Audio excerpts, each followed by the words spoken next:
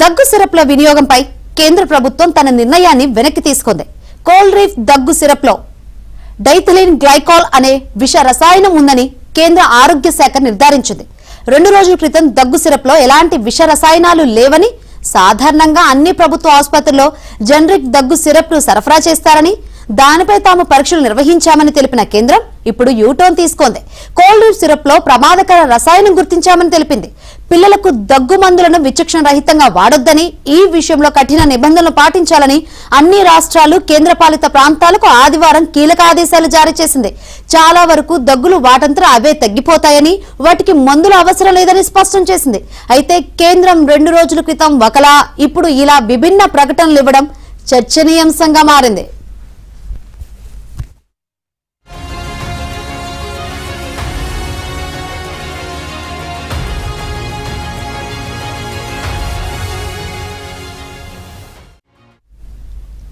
మధ్యప్రదేశ్లోని చింద్వారా జిల్లాలో కలుషిత దగ్గుమందు కారణంగా కొందరు చిన్నారులు మరణించారన్న ఆందోళనల నేపథ్యంలో కేంద్ర ఆరోగ్య శాఖ కార్యదర్శి పుణ్య సలీలా శ్రీవాస్తవ అధ్యక్షతన అన్ని రాష్ట్రాలతో ఉన్నత స్థాయి సమావేశం నిర్వహించారు.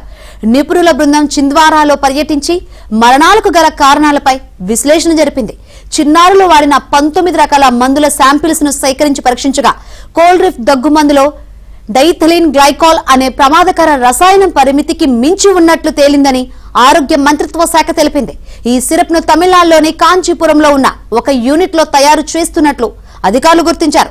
తనిఖీల అనంతరం ఆ తయారీ యూనిట్ లైసెన్స్ ను రద్దు చేయాలని సిడిఎస్సిఓ సిఫార్సు చేసింది. సంబంధిత కంపెనీపై క్రిమినల్ చర్యలు కూడా ప్రారంభించినట్లు ఆరోగ్య మంత్రిత్వ శాఖ వెల్లడించింది.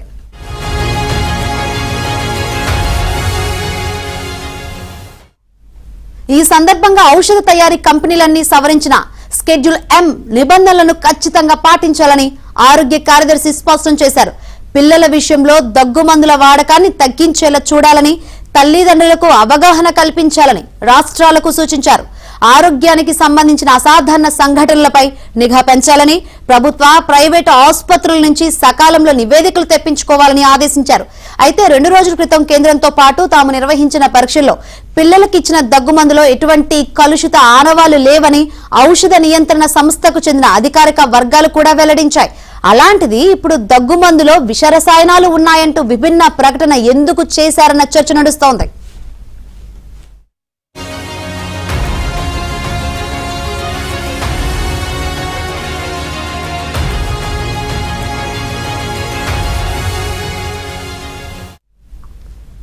దగ్గుమందు తాగిన చిన్నారుల మరణాలపై తీవ్ర దుమారం రేగుతున్న నేపథ్యంలో కేంద్రం తనిఖీలను ముమ్మరం చేసింది. దేశవ్యాప్తంగా డ్రగ్స్ కంపెనీలలో తనిఖీలు చేపడుతోంది.